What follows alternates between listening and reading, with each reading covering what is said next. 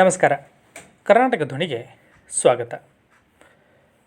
ಮೈಸೂರಿನಲ್ಲಿ ಇತ್ತೀಚೆಗೆ ಒಂದು ಪ್ರಕರಣ ಭಾರಿ ವೈರಲ್ ಆಗಿತ್ತು. ಪತ್ನಿಯನ್ನು ಕೊಂದಿದ್ದಾನೆ ಅಂತ ಹೇಳಿ ನ್ಯಾಯಾಲಯ ಆತನಿಗೆ ಶಿಕ್ಷೆಯನ್ನು ವಿಧಿಸಿತ್ತು. ನಂತರ ಆತನ ಪತ್ನಿ ಬೇರೆಯವ್ರ ಜೊತೆ ಇದ್ದಾರೆ ಅಂತ ಗೊತ್ತಾಗಿತ್ತು. ಆನಂತರ ಪತಿಯನ್ನು ನಿರ್ದೋಷಿ ಎಂದು ಕೋರ್ಟು ತೀರ್ಪು ಕೂಡ ನೀಡಿತ್ತು. ಈ ಪ್ರಕರಣಕ್ಕೆ ಸಂಬಂಧಪಟ್ಟಂತೆ ಒಂದಷ್ಟು ಅಪ್ಡೇಟ್ಗಳಿದೆ.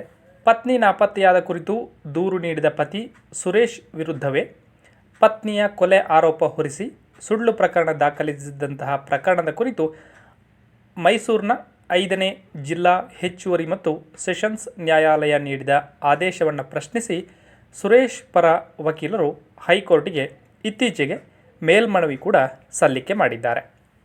ಪ್ರಕರಣದ ಅಂದಿನ ತನಿಖಾಧಿಕಾರಿ BG ಪ್ರಕಾಶ್, ತಂಡದಲ್ಲಿದ್ದಂತಹ ಅಂದಿನ ಪ್ರೊಬೇಷನರಿ IPS ಅಧಿಕಾರಿ ಜಿತೇಂದ್ರ ಕುಮಾರ್, ಬೆಟ್ಟದಪುರ PSI ಮಹೇಶ್ ಕುಮಾರ್, SI ಪ್ರಕಾಶ್ ಎತ್ತಿಮನಿ ಅವರನ್ನು ಪ್ರತಿವಾದಿಗಳನ್ನಾಗಿ ಮಾಡಿ ಹೈಕೋರ್ಟ್ ವಕೀಲ ಕುಮಾರ್ ಅವರು ನ್ಯಾಯಾಲಯದಲ್ಲಿ ಪ್ರಕರಣ ಹೂಡಿದ್ದಾರೆ.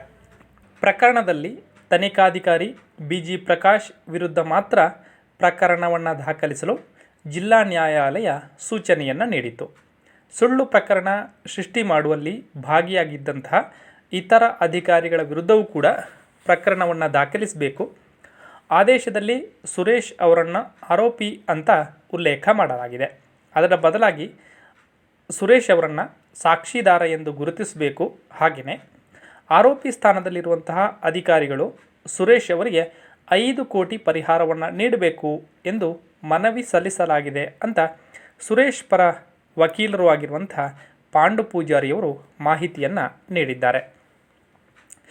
4 ವರ್ಷದ ಹಿಂದೆ ಬೆಟ್ಟದಪುರದ ಶಾನುಬೋಗನಹಳ್ಳಿಯಲ್ಲಿ ದೊರಕಿದ್ದಂತಹ ಒಂದು ಶವವನ್ನು ಕುಶಾಲನಗರದ ಮಹಿಳೆ ಮಲ್ಲಿಗೆಯವರದ್ದು ಎಂದು ಬಿಂಬಿಸಿ ಮಲ್ಲಿಗೆಯನ್ನು ಆಕೆಯ ಗಂಡ ಸುರೇಶ್ ಅವರು ಕೊಲೆ ಮಾಡಿದ್ದಾರೆ ಅಂತ ಆರೋಪವನ್ನು ಮಾಡಿ ಬೆಟ್ಟದಪುರ ಪೊಲೀಸರು ನ್ಯಾಯಾಲಯಕ್ಕೆ ದೋಷಾರೋಪಣಾ ಪಟ್ಟಿ ಅಂದರೆ ಚಾರ್ಜ್ ಶೀಟನ್ನು ಸಲ್ಲಿಕೆ ಮಾಡಿದರು.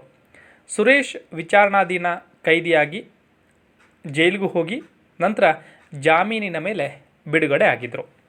ಆನಂತರ ಏಪ್ರಿಲ್ 1ರಂದು ಮಲ್ಲಿಗೆಯು ತನ್ನ ಪ್ರಿಯತಮ ಗಣೇಶ್ ಅವರೊಂದಿಗೆ ಪತ್ತೆಯಾದರು.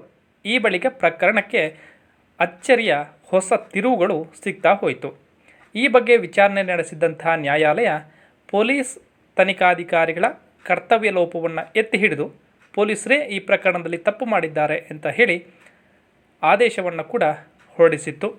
ಈ ಪ್ರಕರಣಕ್ಕೆ ಸಂಬಂಧಪಟ್ಟಂತೆ ಈಗ ಹೈಕೋರ್ಟ್ಗೆ ಮೇಲ್ಮನವಿ ಸಲ್ಲಿಕೆ ಆಗಿರುವಂಥದ್ದು.